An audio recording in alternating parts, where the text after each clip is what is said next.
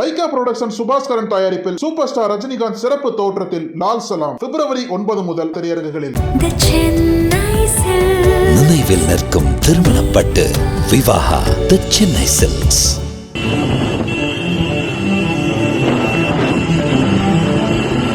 சினிமாவை மிஞ்சும் கொடூர சம்பவம்.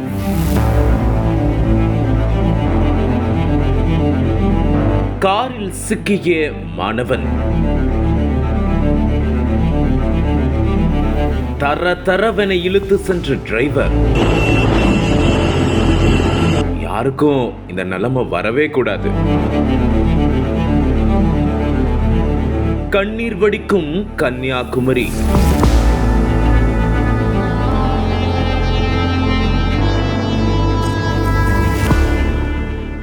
கன்னியாகுமரி மாவட்டம் நாகர்கோவில் அருகே அமைந்துள்ளது ஈத்தாமொழி. இந்த பகுதியில் உள்ள தெற்கு பால் கிணற்றான் விளையைச் சேர்ந்தவர் கோபி. இவருக்கு 39 வயதாகிறது. இவர் ஈத்தாமொழி மற்றும் கன்னியாகுமரி உள்ளிட்ட இடங்களில் பெயிண்ட் கடை நடத்தி வருகிறார். இதனிடையில் கடந்த 11ஆம் தேதி தன்னுடைய பெயிண்ட் கடைகள் விடுமுறை என்பதால் 30 வயதான இவரின் மனைவி லேகா மற்றும் குழந்தைகளை அழைத்துக் கொண்டு வெளியே செல்ல திட்டமிட்டிருக்கிறார். அதன்படி கோபி அவரின் குடும்பத்தாரோடு சங்குத்துறை கடற்கரைக்கு புறப்பட்டு சென்றுள்ளார்.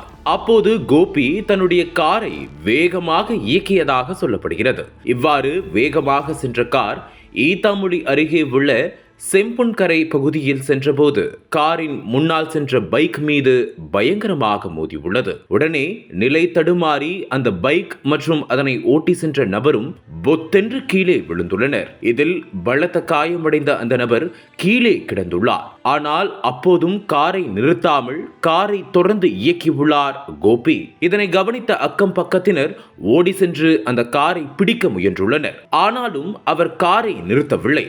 இதனால் ஆத்திரமடைந்த அந்த பகுதி மக்கள் காரை நிறுத்துமாறு கத்தி கூச்சலிட்டுள்ளனர். மேலும் இளைஞர்கள் காரை நிறுத்துமாறு பைக்கில் வேகமாக பின்தொடர்ந்து காரை விரட்டியுள்ளனர். ஆனால் அதற்குள் கார் சங்குத்துறை கடற்கரை அருகே சென்றுள்ளது. இப்படியே நீண்ட தூரம் காரில் சிக்கிய பைக்கோடு காரை இயக்கியதால் அந்த பைக் சாலையில் உரசி அதிலிருந்து நெருப்பு பறந்துள்ளது. அப்போதும் அந்த காரை நிறுத்தாமல் தொடர்ந்து இயக்கியதால் அதிலிருந்து அதிகமான அளவில் தீ எழுந்துள்ளது.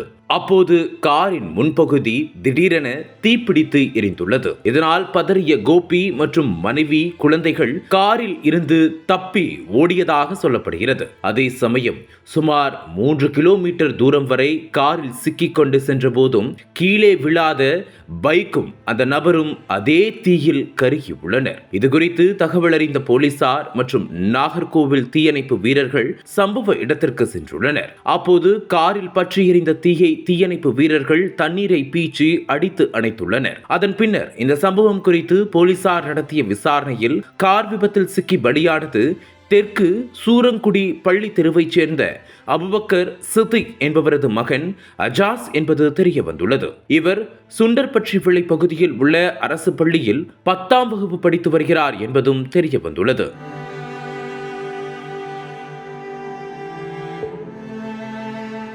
அது மட்டுமல்லாமல் இந்த காருக்கு முன்பாக சென்று கொண்டிருந்த பைக்கை மோதியிருப்பதால் இது திட்டமிட்டு நடத்தப்பட்டதா என்ற கோணத்திலும் விசாரணை நடைபெற்று வருகிறது. அது மட்டுமல்லாமல் விபத்து ஏற்பட்டு மாணவனும் பைக்கும் கீழே விழுந்து காரில் சிக்கிய போதும் சுமார் 3 கிலோமீட்டர் தூரத்திற்கு காரை நிறுத்தாமல் அப்படியே தரதரவென பைக்கையும் மாணவனின் சடலத்தையும் இழுத்து சென்றது உறுதியாகியுள்ளது. அது மட்டுமல்லாமல் காரின் முன்பகுதியில் மாணவனின் உடல் சிக்கியிருந்த நிலையில் கார் தீப்பிடித்ததால் உடல் கருகி கிடந்துள்ளது. பின்னர் பொதுமக்கள் உதவியுடன் காரில் சிக்கியிருந்த சிறுவனின் உடலை கைப்பற்றி பிரேத பரிசோதனைக்காக ஆசாரிப்பள்ளம் அரசு ஆஸ்பத்திரிக்கு அனுப்பி வைத்துள்ளனர். இதனையடுத்து சுசீந்திரம் போலீசார் தீவிர விசாரணை மேற்கொண்டு வருகிறார்கள். 15 வயது சிறுவன் கார் மோதி சாலையில் தரதரவென இழுத்து செல்லப்பட்டு கொடூரமாக உயிரிழந்த சம்பவம் கன்னியாகுமரி மக்களிடையே பெரும் சோகத்தை ஏற்படுத்தியுள்ளது. இதற்கிடையில் மாணவனின் சடலம் மற்றும் பைக்கோடு கார் தரதரவென இழுத்து செல்லும் வீடியோ தற்போது சமூக வலைதளத்தில் வேகமாக பரவி வருகிறது. இதனை சமூக வலைதளங்களில் பார்த்த பலரும் இது திட்டமிட்ட கொலையாக இருக்கலாம் என பதிவு செய்து வருகின்றனர். அனல் பறக்கும் செய்திகளை அப்டேட் செய்து கொள்ள நக்கீரன் களத்தை இப்பவே சப்ஸ்கிரைப் பண்ணுங்க.